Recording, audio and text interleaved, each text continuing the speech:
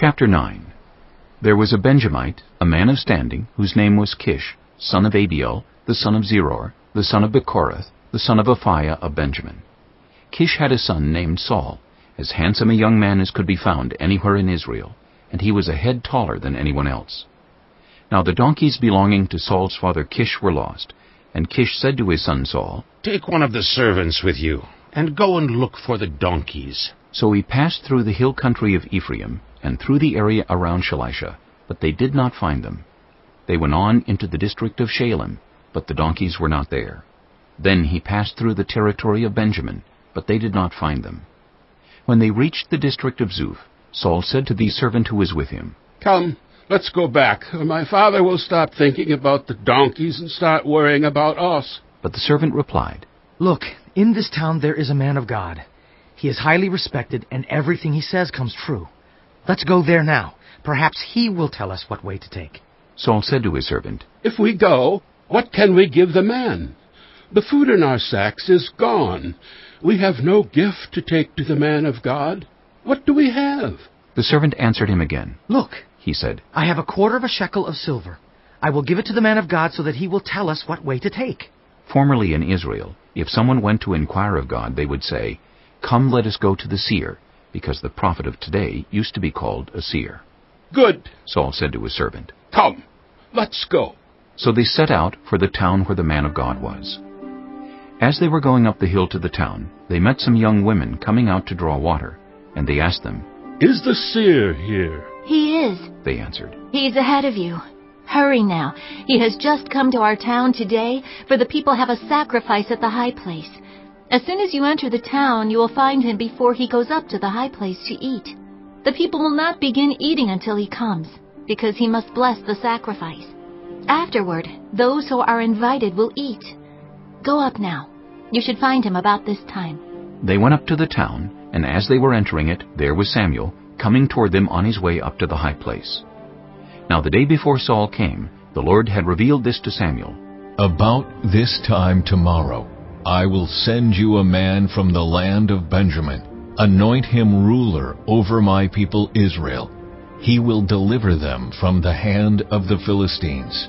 I have looked on my people, for their cry has reached me." When Samuel caught sight of Saul, the Lord said to him, "This is the man I spoke to you about. He will govern my people."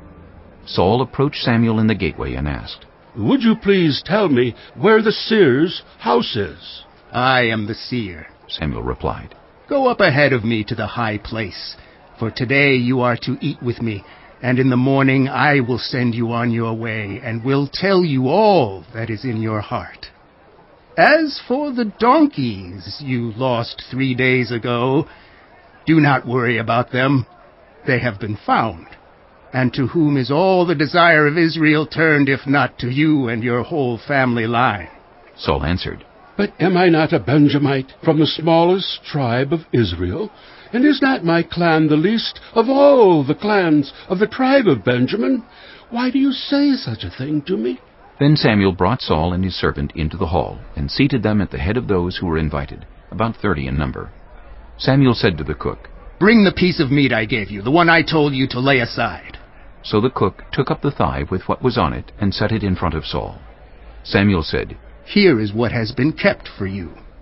Eat, because it was set aside for you for this occasion, from the time I said, 'I have invited guests.'" And Saul dined with Samuel that day. After they came down from the high place to the town, Samuel talked with Saul on the roof of his house.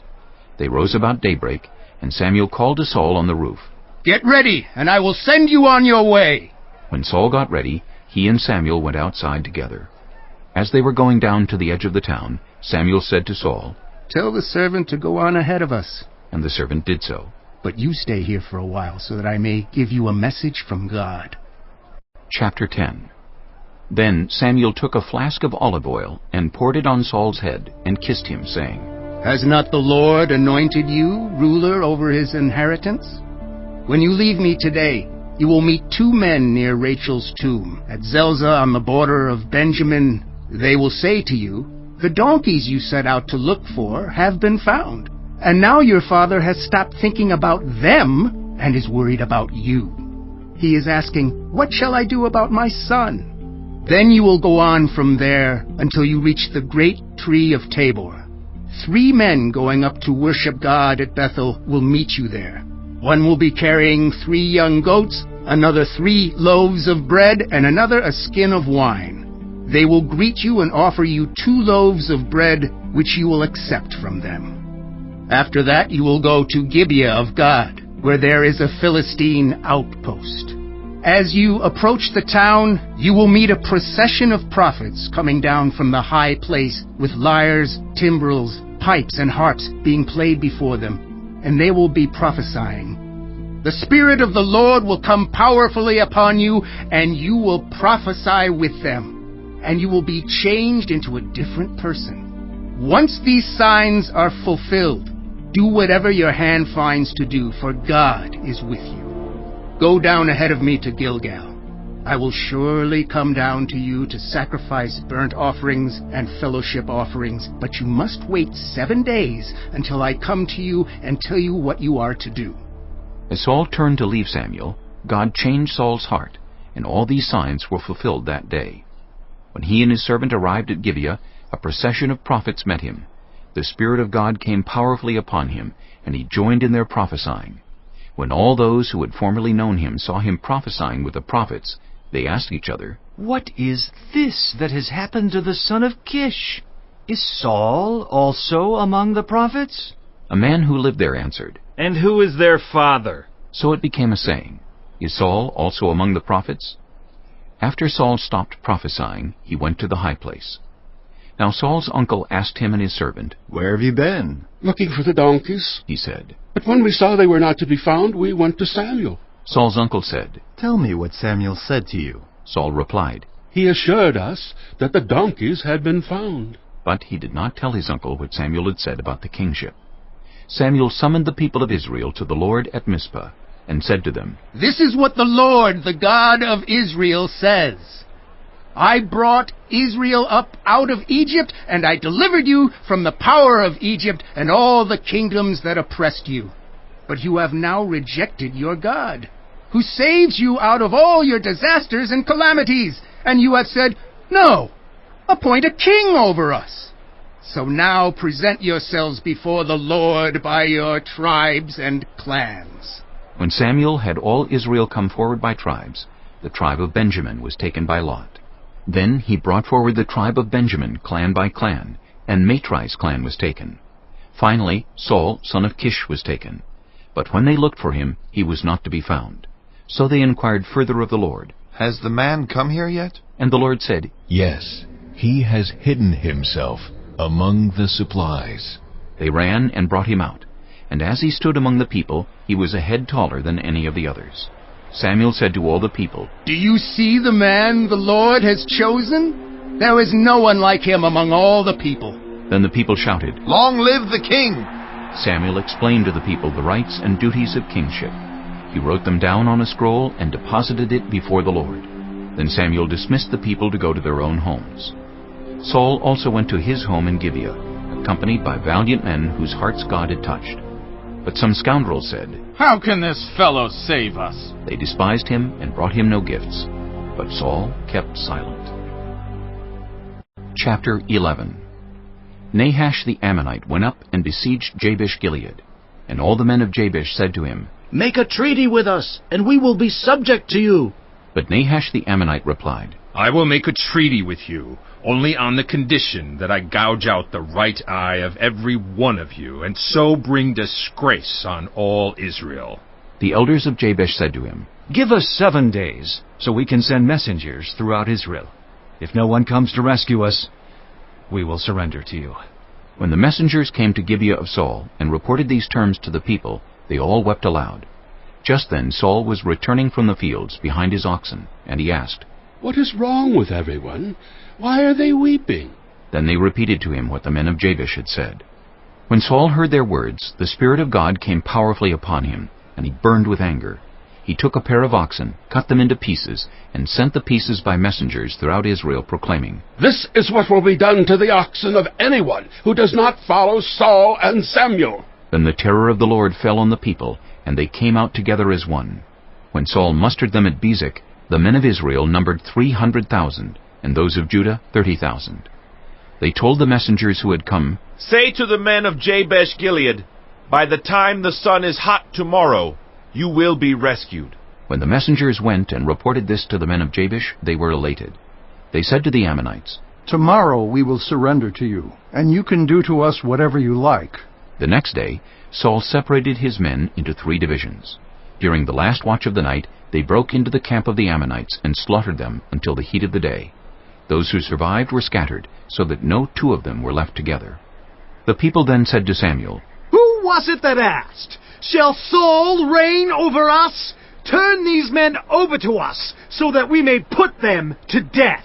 But Saul said, "No one will be put to death today, for this day the Lord has rescued Israel." Then Samuel said to the people, "Come, let us go to Gilgal, and there renew the kingship." So all the people went to Gilgal and made Saul king in the presence of the Lord. There they sacrificed fellowship offerings before the Lord, and Saul and all the Israelites held a great celebration. Chapter 12. Samuel said to all Israel, "I have listened to everything you said to me and have set a king over you. Now you have a king as your leader. As for me, I am old and gray, and my sons are here with you. I have been your leader from my youth until this day. Here I stand. Testify against me in the presence of the Lord and his anointed. Whose ox have I taken? Whose donkey have I taken? Whom have I cheated? Whom have I oppressed? From whose hand have I accepted a bribe to make me shut my eyes? If I have done any of these things, I will make it right." "You have not cheated or oppressed us," they replied. "You have not taken anything from anyone's hand." Samuel said to them, "The Lord is witness against you, and also his anointed is witness this day, that you have not found anything in my hand." "He is witness," they said. Then Samuel said to the people, "It is the Lord who appointed Moses and Aaron and brought your ancestors up out of Egypt. Now then, stand here, because I am going to confront you with evidence before the Lord as to all the righteous acts performed by the Lord for you and your ancestors. After Jacob entered Egypt, they cried to the Lord for help, and the Lord sent Moses and Aaron, who brought your ancestors out of Egypt and settled them in this place. But they forgot the Lord their God. So he sold them into the hand of Sisera, the commander of the army of Hazor, and into the hands of the Philistines and the king of Moab, who fought against them. They cried out to the Lord and said, 'We have sinned. We have forsaken the Lord and served the Baals and the Ashtoreths. But now deliver us from the hands of our enemies, and we will serve you.' Then the Lord sent Jerubbaal, Barak, Jephthah, and Samuel, and he delivered you from the hands of your enemies all around you, so that you lived in safety. But when you saw that Nahash, king of the Ammonites, was moving against you, you said to me, 'No, we want a king to rule over us, even though the Lord your God was your king. Now here is the king you have chosen, the one you asked for. See, the Lord has set a king over you. If you fear the Lord and serve and obey him and do not rebel against his commands, and if both you and the king who reigns over you follow the Lord your God, good. But if you do not obey the Lord, and if you rebel against his commands, his hand will be against you as it was against your ancestors. Now then, stand still and see this great thing the Lord is about to do before your eyes. Is it not wheat harvest now? I will call on the Lord to send thunder and rain, and you will realize what an evil thing you did in the eyes of the Lord when you asked for a king." Then Samuel called on the Lord, and that same day the Lord sent thunder and rain. So all the people stood in awe of the Lord and of Samuel. The people all said to Samuel, "Pray to the Lord your God for your servants, so that we will not die. For we have added to all our other sins the evil of asking for a king." "Do not be afraid," Samuel replied. "You have done all this evil, yet do not turn away from the Lord, but serve the Lord with all your heart. Do not turn away after useless idols. They can do you no good, nor can they rescue you, because they are useless. For the sake of his great name, the Lord will not reject his people, because the Lord was pleased to make you his own.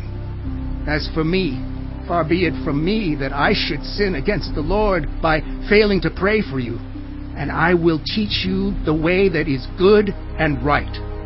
But be sure to fear the Lord and serve him faithfully with all your heart. Consider what great things he has done for you. Yet if you persist in doing evil, both you and your king will perish.